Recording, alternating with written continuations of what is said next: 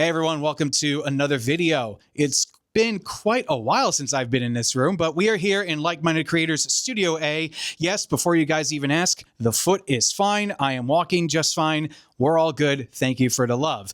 Anyway, we are here in Like-Minded Creators Studio A with my partners Zaki Ali, Greg Telfayon, and we have a nice care package of microphones from Beyerdynamic. They sent me an M88, an M201, and a TG D71 microphone to just try out and test to see what they are like. So tonight we're going to be doing some studio recordings using these microphones, and we're going to start with the kick drum. Zaki, what's your experience been with Beyerdynamic microphones? Yeah, so I've actually seen the what is it, M88 on kick before, and for being a small, when I initially saw it, I thought it's a small diaphragm mic. It's not going to sound so great on kick, but I was pleasantly surprised on the attack definition, the clarity. Okay, so let me put it this way: with kick drum, it gets very, very specific with miking because depending on what you're playing, because I come from a very double bass sort of background, and there's the long war of triggers versus mics. Now, the thing with mics is, the real answer of this whole war, by the way, I'm going to go over it right now and get us out of the way. A kick drum's sound envelope doesn't finish. Say you're playing double bass, straight 16th notes at 160 beats per minute. A kick drum's double sound envelope doesn't even finish by the time the second hit is happening, right? And so one particular thing I look out for in kick mics is how much can it define the clicky aspect, and how it's really like the frequency response. Is that frequency response kind of assisting in that versus not, and this is the whole reason people trigger, is because every time it hits, it's a new sample on every kick hit. And if you're going over 180, 200 beats per minute, 220 beats per minute, it's just going to cut through the mix, especially a heavy mix. So, it's one triggering is one way to do it. It's really, if you're playing above a certain tempo and you're consistent with it, you might as well trigger it for the sake of the band's mix. But in the case of having a great kick mic, that click and how it defines during some double bass is actually a very, very important test for me personally. And I think even in having Greg test this today, I was asking before we got started, I was like, okay, we'll give a pattern or two, really feel how the kick is kicking, but let's give them a double bass passage and considerably fast, like maybe 180, 190, and see how that sounds. And Greg does singles, right, left, and has consistent hits. So this will be a really good kind of test to see what mic actually handles that aspect of playing well. And of course, we're going to be doing this test on pretty much every drum of the kit. So right now we have the kick drum set up. So here's how we're going. We have the Shure SM91. That's a typo there. It's an SM91. We have the TG D71. Beta 52, and M88, and the Audix D6. Those are pretty much an Avengers level mic assembly of what's acceptable on a kick drum. Those are all very popular choices. I've never heard an M88 on the kick drum before, so I'm excited to hear what it sounds like. So let's go over the mics that we're using real quick. You already know the kick drum. Snare top is a regular good old-fashioned 57. The bottom of the snare is a Beta 57A. The toms, Zaki and I both agree on this. These are our go-tos. This is the MD421 compacts on all the toms. The overheads are the Neumann KM184s, Zaki's overheads of choice. And in the room over there is a U87. So those are the mics that we're going to be sampling today. So we're just going to let Greg here rip it on drums. And we're going to A, B, C, and D all of these microphones, in both in solo and in comparison to what they sound like in a full band. So let's get started, Greg.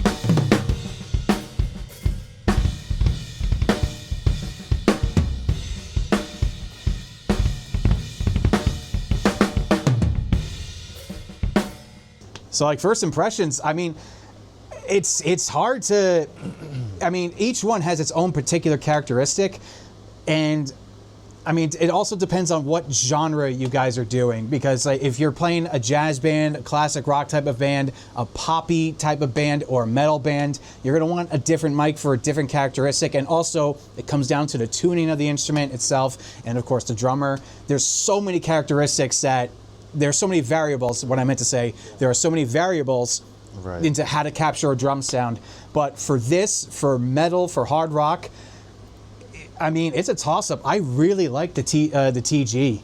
Yeah, I like the TG better for a kick mic. The thing, the T one is like sounds like it's just more of a mid frequency as opposed to the. I was gonna say low. like with the SM91, it almost. I mean, granted, there is an EQ cut for the low mids that I do have switched on. Right. On the SM91. But what's really nice about the TG is I almost feel like the definition of the click on the kick is really nice, and that was something I was talking about before going into this test, specifically as far as like something I would look out for in a click. However, the low end I feel like is hotter on the SM91. Yeah. So now it's a matter of like, what about the floppiness on the T? What is it? T6? What is it called? T81. T71. TG-D71. Sorry, the TD. Touchdown. TGD. TGG. Sound. I like the clickiness on it in the mid, but it's lacking the low end for me when I. But you know how I don't know. It also did that one sound more floppy, like flimsy, or was it the low one that sounded more when it got fast? I mean, I don't know about floppy or flimsy. They're both adjectives that I don't know. I could be interpreting that. Kind of like like a loose head. Okay. I think, okay, yeah. Mm-hmm. So I think the characteristic of that loose head might have been brought out a little bit by the fact that there wasn't as much low end on the TG. So there was TG. Oh, the TG didn't have as much low end. Right. But it made it sound like the head was loose on it a little bit when it went fast. I mean, look, technically you have like your mids, low mids scooped. It's going to be a little tighter, right? So the fact that there's a switch on the 91. Right. That allows for that. In fact, I want to see the manual for this TG71 because I feel like there might be a switch on that too. There is none. There's no manual. There is no. Okay. No. I mean, there's no switch. Oh, okay. Just to clarify, I wanted to make sure. Yeah. So there's no switch on the TG for like any sort of like frequency changes. Okay. Unlike the SM91. See, I got it right, guys. Unlike the SM91. Where there is a switch on it. So I think that's an advantage for the Shure. I love the D6. I've loved it before. You've used it. I mean, I've never had any qualms with it. And then we do samples a lot too when we record, but you know, just blending, but it's blending. It's blended with the D6. I mean, it's a combination hybrid. But regardless, there's just a low end to that 91 that's winning me over right now, a bit. Also, it should be noted for everyone going like, well, how did you mic this? All of the microphones are pretty much at the bottom of the drum itself, about midway inward on the drum, facing the batter head. So they're all in the same position. So again, how you mic up the drum, you can get that D6 to sound way more clicky if you want to, if you just position it closer and aiming it directly at the batter head. There are infinite possibilities, but right now we just wanted to give a basic comparison where they're all generally in the same exact position, pointed at the same exact source. So that's just for this blanket test. I just wanted to clarify that. Yeah, for sure. I definitely... So, okay, I've loved the D6 for years. This is actually really interesting because there's definitely more of a mid characteristic, obviously. Again, that scoop, the low mid scoop is on in the 91, and that favors itself more towards fitting into like a heavier mix. Just more of the click definition and a little bit of tightness on the low end. The low end is very nice on the D6. I would almost certainly do a mid scoop on an EQ if I heard it. But one thing I've really noticed, and this is important to pay attention to, because if you really get this in tune with prepping how you're going to mix a band before you even hit record, the high-end definition of what's happening on the D6 is definitely in a different frequency than what's happening on the SM91. I want to say the SM91, I'm guessing here, but from what I heard, I'm going to say the frequency response chart is a little more favored on a higher frequency, like maybe closer to 5K, where the boost on the D6 might be, on the frequency response, might be a little closer to 3 or 2K. And that alone gives a little bit of a slightly different characteristic. But if you're going into a mix aware of the fact that the mic is going to have that frequency response on the kick drum, then, and you're going to position certain things accordingly, then you're planning ahead that much more. But that's my take on it. I was actually thoroughly surprised by how close they were. I mean, they're very different, but like, what if they would serve their purpose? What if the switch wasn't on the 91? Do you think if the switch wasn't on the 91, I think it would be closer to the D6. But I think that's also the part of what's special about that. Right. Is having that at the source and capturing it that way. All right, guys, we have everything all set up. This is probably the craziest snare miking I've ever done, but here we go. So over here we have, from top to bottom, we have the M201, a Beta 57A, a regular SM57, and the M88. So the good thing about the M201 and the M88 is they are hypercardioid microphones, meaning, let's just put it in this way. A cardioid covers yay area. A supercardioid covers yay area. A hypercardioid, yay area. It's almost borderline shotgun level as far as where the polar pattern is. Now, the good part about this is the M88 is the legendary Phil Collins mic. That is what he used for his live vocals. So, and we have also read that it's excellent on snare drums, as well as the M201. You guys have commented, and a lot of you swear by the M201 on snare drums. So, we're going to have the snare drum going right now. Wanted to also mention there's a Beta 57 on the bottom. Yes. If we blend it in a little bit or not. I guess that's up to you, but it's really a test for snare top mic.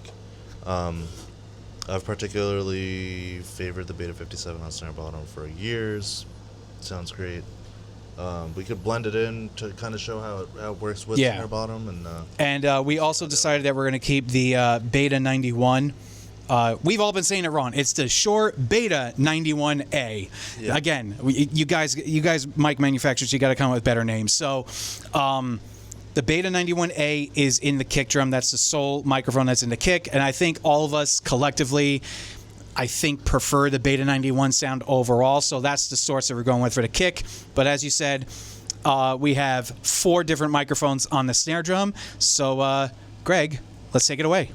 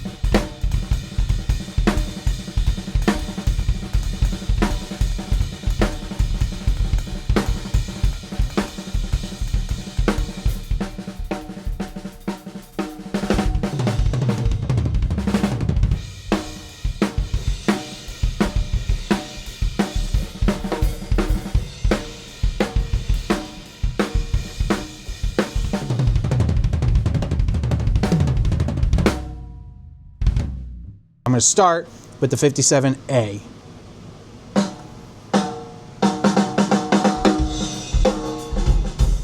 Nice.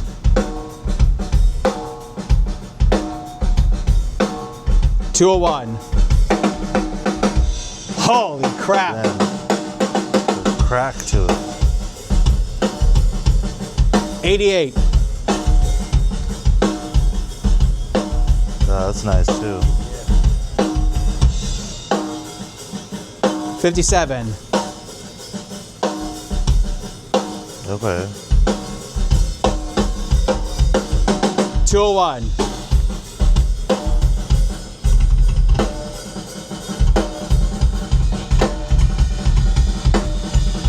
88.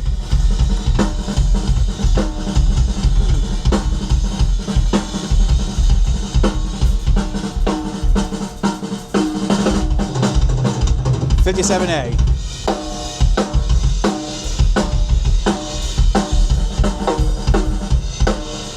201.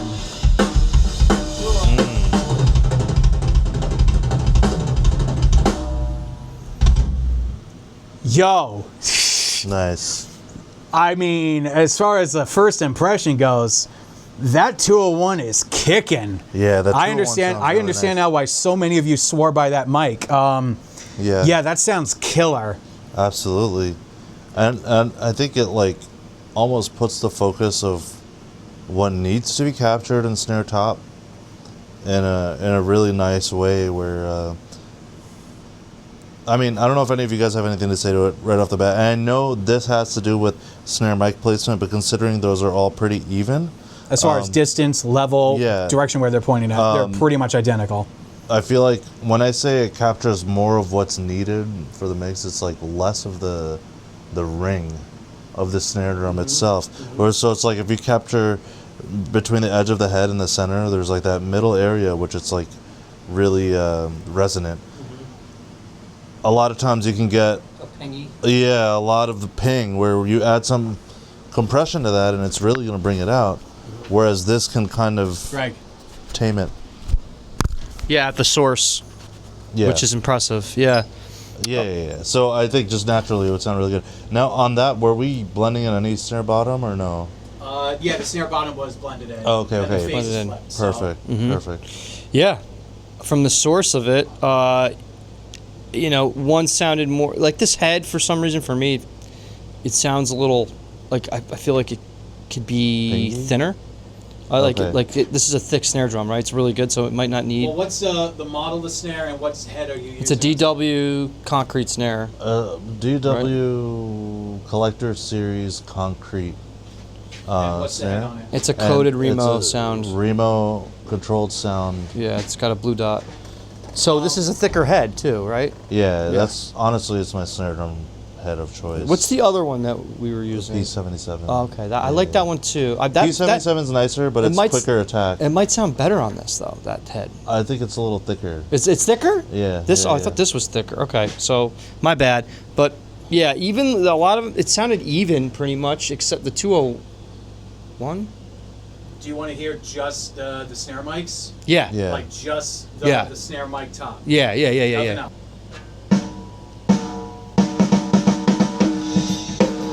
It gets the crack too, without the ping. Oh, man. 57. I mean, Let me hear that 201 again. Okay. And then the 57. This is a regular 57. Okay. 57A. Okay. it's got more of a ping on it. 57A. Yeah. 201.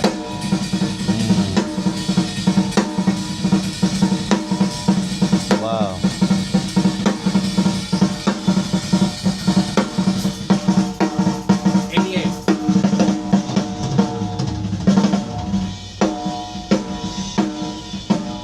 Let me hear between the 88 and the 57. 57A or regular 57? Regular. 57. Hold on.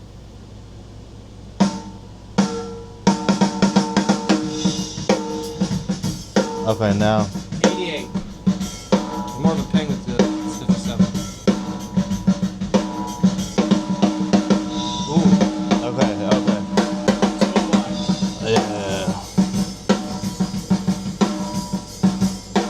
Yeah.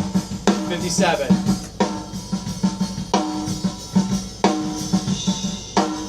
Okay. 57A. Yeah, they both have a ping to 201. it. 201 has a depth to it, Yeah. compression to it. That sounds like.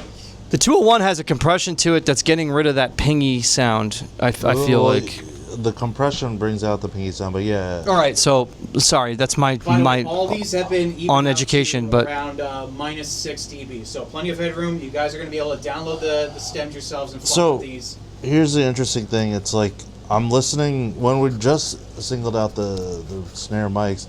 I'm kind of listening from the perspective of how I'm going to process it later on, and so like with snare top mic.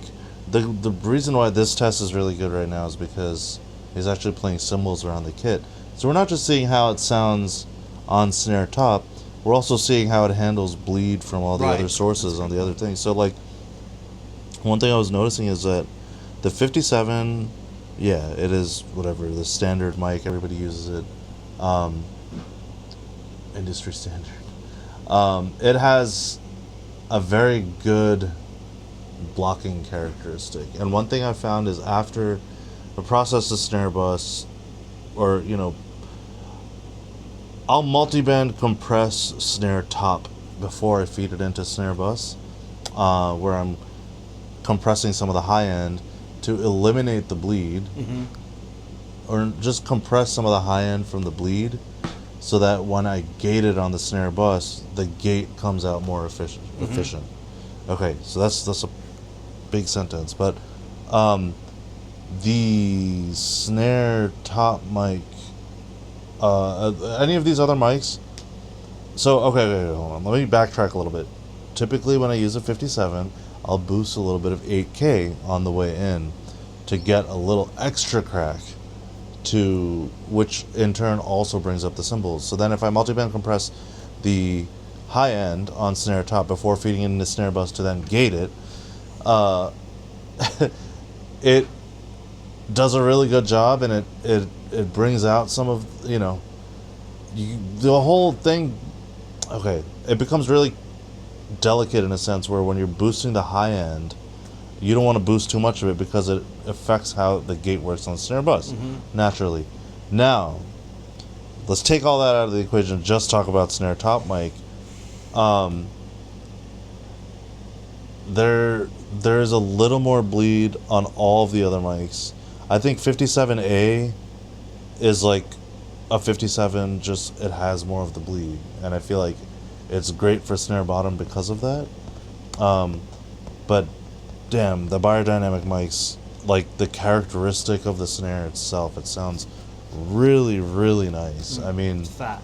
And going back to what I was saying about processing, I don't think on the way in it would even require that 8K boost, You're getting more from the source originally without having to do anything afterwards, without setting it up for what you need, because it's good from the source. Well, it is good from the source, but also, I don't know. The true test is like, what is the characteristic like when we put it through API compression on the snare bus, and I want to hear it through an API 2500,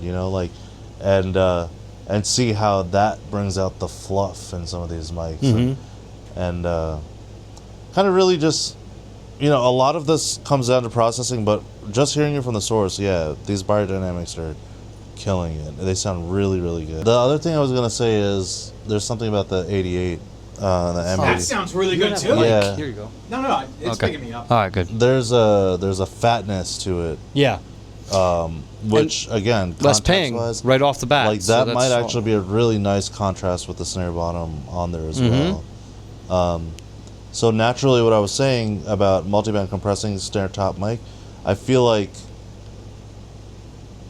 the whole feeding in a little 8K boost going in on the recording, then multiband compressing the high end, then blending snare top and bottom, feeding it to a snare bus, and then gating it.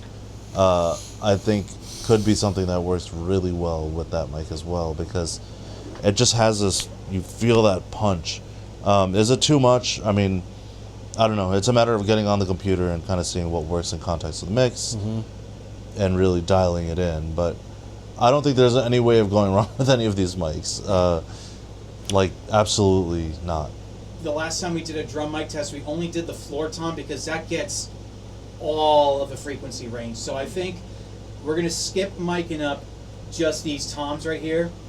We're only going to focus on the floor tom because that's where a lot of the low end is. So the final test for the drums, at least, we're going to have our go-tos, which is the MD421 compact. We're going to put the M88, the M201, and a 57 on those to see which sounds best, what characteristics there are, and then we can send Greg home because it's late and he's got kids at home. This is, again, one of the craziest micings I've ever seen. So from right to left, we have the Beyerdynamic M201, we have a Beta 57A, we have the tried and tested MD421 compact, we have the M88, and then we have an Audix D6. So, like I said again, we are going to just test the floor tom. Greg is going to do a couple hits solid on the floor tom so we can get a bass tone for it, and then he's going to give us a simple groove, predominantly hitting the floor tom. We did say just the floor tom because it covers all the low end that we would need. There's some low end in the 2 rack toms, but I think you're going to get more definition of the low end from the floor to see how these mics test against one another. So we're going to get this going. Greg, take it away.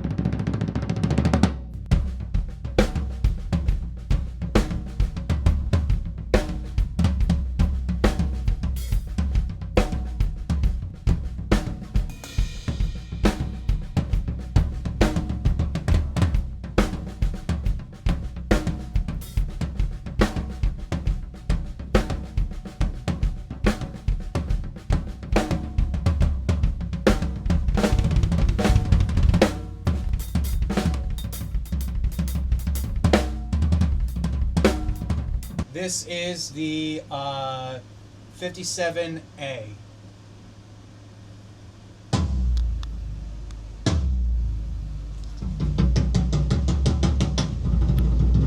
Not bad.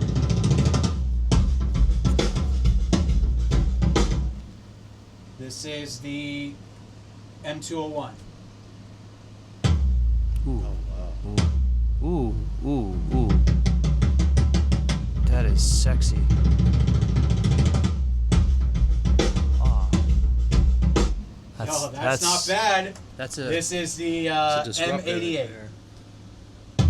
Ooh. Ooh. Damn, yeah. Oh my God. Oh my God, dude. That's the one right there, man. This is the D6. That sounds great too. Yeah. Dude, the D6, dude. That's different. Yeah, but dude, it's like a fucking canyon, bro. Yeah. And finally, this is the MD421 compact. All right. I like the other one better. It's not as much low end. Yeah. Still sounds pretty fucking awesome. In context, it's really nice. It's pretty dynamic. All right, I'm going to start from the beginning, and I'll just do an A and B with everything. So I'm going to start with the 57A, and I'll let you guys know when I switch. Damn. Low end is gone.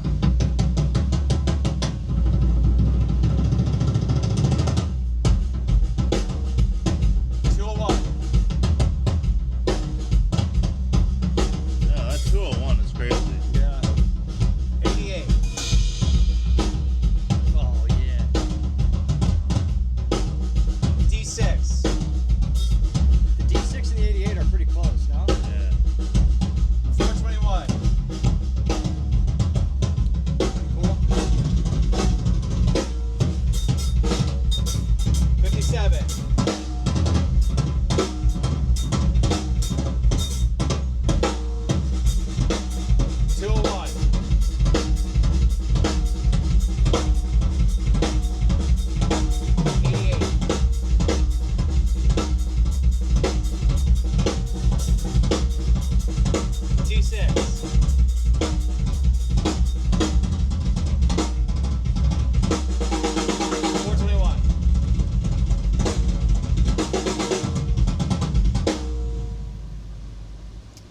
Wow. Wow. Wow. That's That's just unbelievable. Wow. Owen Wilson, wow. It's Owen Wilson level. Wow. It surprises me the results we're getting, despite we've done this in the past. Despite the fact that we did this before, and I just wouldn't expect some of the results that we just got. But hold on, before you do yours, because I know it's gonna be more technical. Yeah. Take it from a drummer standpoint that's not an engineer, but worked with engineers enough to feel like I know a bit from the ear. I feel like my order of favorites, I'm gonna just say my 3 favorites. It's the 88 and the D6 and then the 201 for me. And that's just raw from the source. Raw from the source. Yeah. what about the 421? 421 sounded good. It did. You think those 3 mics sound better than the 421 before the 421? Yes, for me. Okay. Because of the depth, just the just curious, boomingness of yeah. it. Yeah. I mean, for the added low-end factor, for me, I love the D6. I really do. The M88 is surprisingly really good on that. Yeah. And the M201, it's very, again, same thing with the snare. It's very, very smooth. But the 421 still sounds like the 421.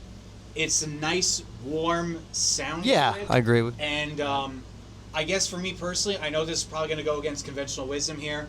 I like a boomy floor tom, but I don't like a nuclear bomb level boom low end for my floor tom. That's why I think I prefer the MD421 Compact overall. Mm-hmm. But it's so damn close between that and the M88 that, like, you give me either of these and I can work with it, but I'm still partially leaning towards the 421 overall. But that's just my opinion. Yeah, that's a good opinion. Thinking about it now, I'd be interested between the 421 and the 201. Also, you want to hear quick? in a minute. But before we hear that, yeah, the 88, right? Yeah. 88, yeah. The 88 is, I'm consistently surprised by what Beyerdynamic, like the low end, that small, I was expecting that there'd be a little less low end. Like it's such a with skinny the size mic. of the diaphragm, yeah. But it was definitely surprised me with the 201 because it had the low end, but it had this really nice snap to the attack, and like favorable in a way that the D6 has, but not too much low end. So that's why I'm curious to hear that between the 421. Now the 421 is a great mic, a little less low end, but when you talk about processing, like we were earlier, once I feed the whole, tom bus chain into a drum bus and feed the whole drum bus through the bus plus behind Chris over there's a transient low end expander where I end up bringing a little bit of that up, and the toms have just the right amount of low end they're supposed to have. And so you think it's overwhelmingly the 88? It's overwhelming. I don't think it's overwhelming. It's from the source, so how would you process that versus the 421? Well, that's what I'm saying. On the drum bus, a little bit of low end boost, which typically helps the overall. But the fact that you don't need to do that for the 88. Right. But it's not so much that you don't need to do it. I think it's a process that more or less generally happens over the whole drum kit. Mm-hmm. It's not a right or wrong thing to do, but generally on the drum bus, there's some light EQing going on or some low end boost to give a little more oomph in the kick drum. Mm-hmm. Even a little more body to the snare drum. I feel like the mics that are on your toms play a big role in how the low end of the toms is perceived in that part of the signal chain. Yeah. So with that being said, the 421 works out really well.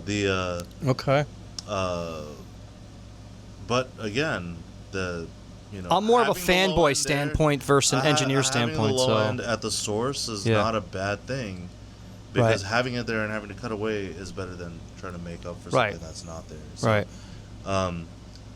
wow, I'm impressed by the Beyerdynamic stuff. I definitely want to hear 421 versus the 201 though. And let's do it. Yeah. Let's do it real quick. So this is the 421.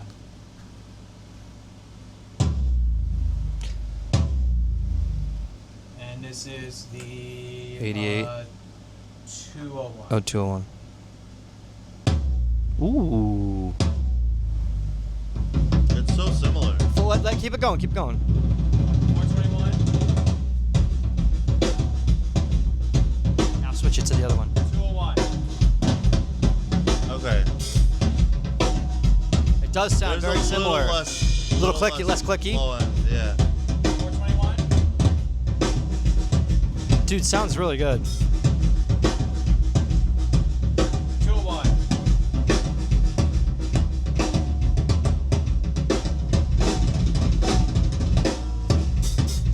88. I love that 88 though. D6. 88 and the D6 are very close Yeah. Okay. in sound. All right. So the 201 has slightly less low end than the 421. but there's a part of it. I almost like the high end attack of the 201 better than the 421, in a sense where, like, just from the source, just that one mic almost sounds like the overall mix of like a floor tom mic blended with an overhead. If that makes sense. Sure. But yeah, it's again, I don't think there's any wrong way of doing this. I think all the mics kind of knocked the 57 out of the water, out of the park. Yeah. You know, it just the Yeah, 57 does not have the all low the- end. 57 doesn't have all the body in it that I would want. Mm-hmm. Right. So I mean, that's definitely my least favorite. But at least as far as the rest of these mics, I think there's no wrong answer. You know, like I'm still sold on the 88, just like me not being an engineer and knowing where it's The gonna, 88 what it's gonna was sound like after it gets processed or before, particularly impressive. right from the source, just having it raw. And the like, fact that the M88 is a hypercardioid, so Mhm. there won't be a lot of bleed at all going into that mic. There you go. That would be easier for, especially in a live environment. Mhm. Yeah. Like that. Without bleeding that into and other the things. M201 is great for live situations. Mhm. Yeah. But you still can't go wrong with the 421. I mean, that's. I'm surprised at how close the 201 is to the 421. It's I'm like surprised how close almost the 88 same. is to the D6. Yeah, and the 88 and the D6, so it's almost like a little more low end. Well, the D6 is generally used for the bass drum, right? Traditionally, yeah, but I know a lot of It live doesn't- guys that have the D6 In on fact, the floor tom. I mean, you did. You'd use the D6, remember yeah. In 2006, I went to go see Dream Theater, Yeah. Radio City. They were filming their 20th anniversary Damn. DVD, score DVD. Mhm. And my buddy was, his father was friends with the owner of Radio City. So he got us front row tickets, Holy shit. backstage, whatever. I went back and I saw Mike Portnoy's kit.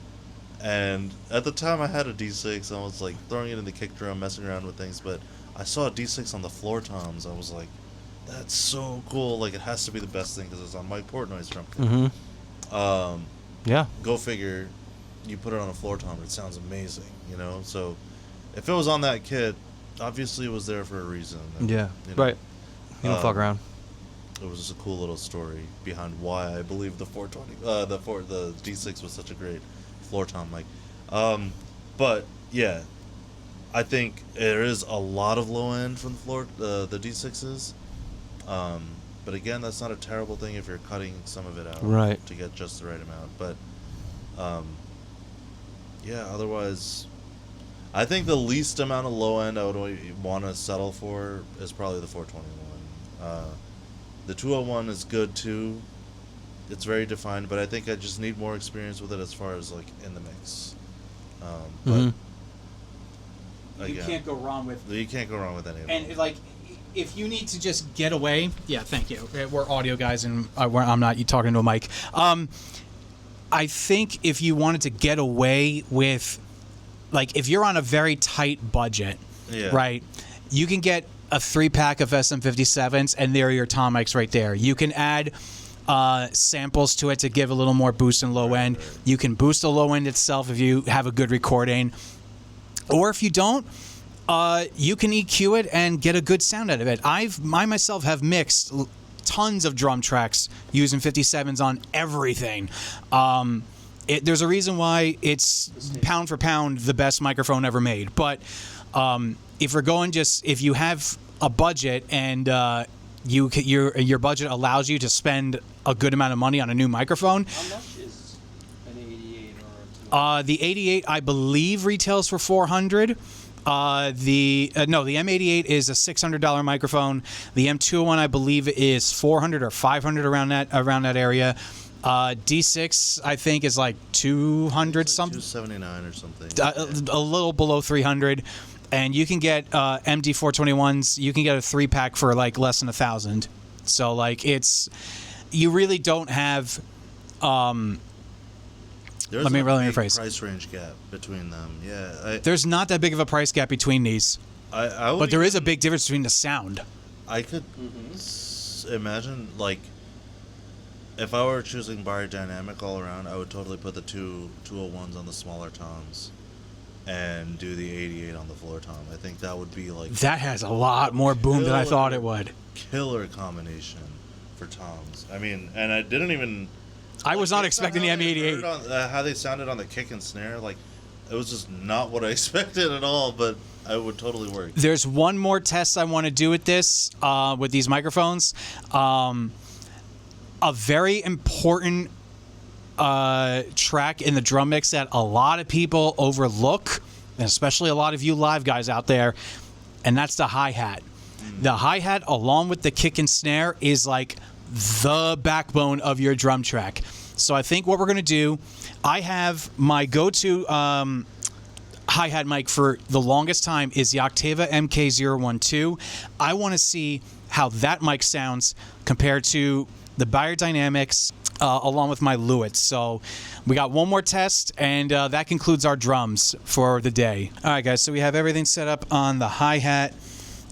There is my go-to Octava MK021 or MK012, the Beyerdynamic M201, the M88, and my overhead of choice, the Lewitt LCT 140 Air. And on the Lewitts, I have the high-end boost activated with the linear signal. So the high-pass filter that comes on this mic is off. So just to note, so it should come in a little bit sharper on that Lewitt. So let's take it away. Hi-hat test.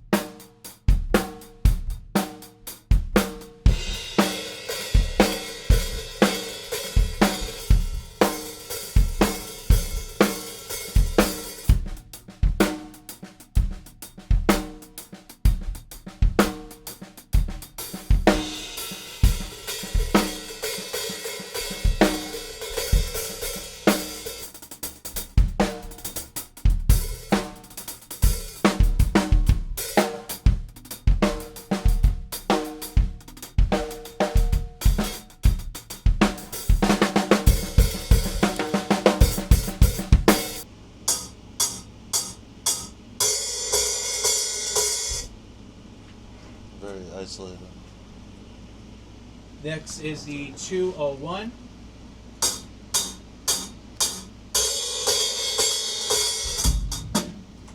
This is the M88.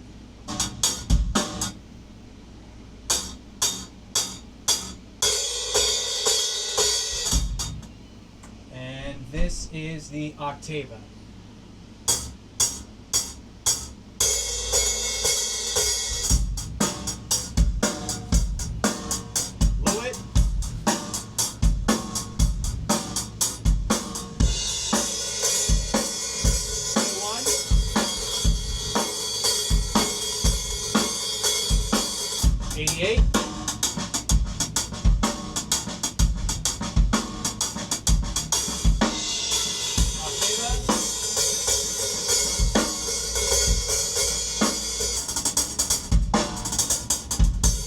Fluid.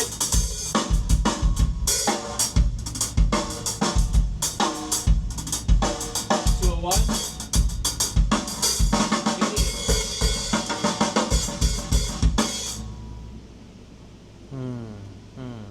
Nice. Again, very different sounds from those microphones. Yeah.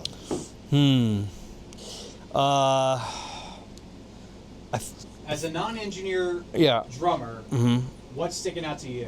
I think the Octavia was sticking out to me. Is that what it's called, Octavia? Octava or Octava? Octava. I think that had it picked up the nice highs on the cymbals. I like the Octava because it didn't sound like dense. Like when you were hitting it, it was like I just felt like it was hitting like it was getting the best frequencies of the hi-hat for me. Like to my ear, it sounded great.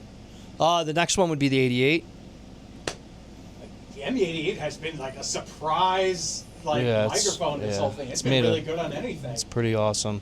Yeah. And then like the 421. That's on there, right? No. The 421 is not on that. So it's a 201? Yep. Okay. M201. So yeah, the 201. Because the 201 does sound like the 421. They were pretty comparable from the other takes we had. That's my order of mics. What do you think, Zaki? Yeah, it's interesting looking at mics, from a hi-hat standpoint, or like how they do on a hi-hat. I think obviously you don't want too much low. Bleed is always a concern with hi-hats as far as how much you can turn it up in the mix. So I was surprised with how similar the Octava and the Lewitt actually sounded. But it's like you said, the Lewitt was definitely getting a lot of bleed in. I really like the characteristic of the 201.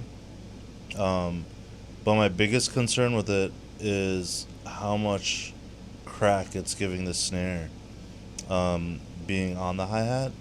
But as an individual mic on a cymbal, it sounds really good. It sounds like the overall sound of it. It doesn't have like as much harshness on the highs.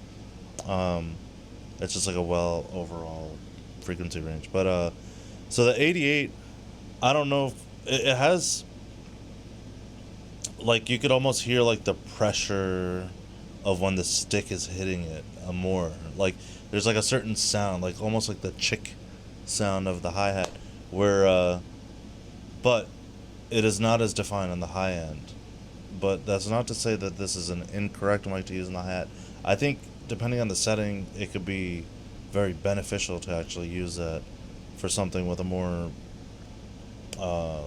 laid back or like hip hop kind of beat, where like the hi-hat being a prominent part of the beat. It's more prevalent, Yeah, like that mic would actually, I think, surprise a lot of people.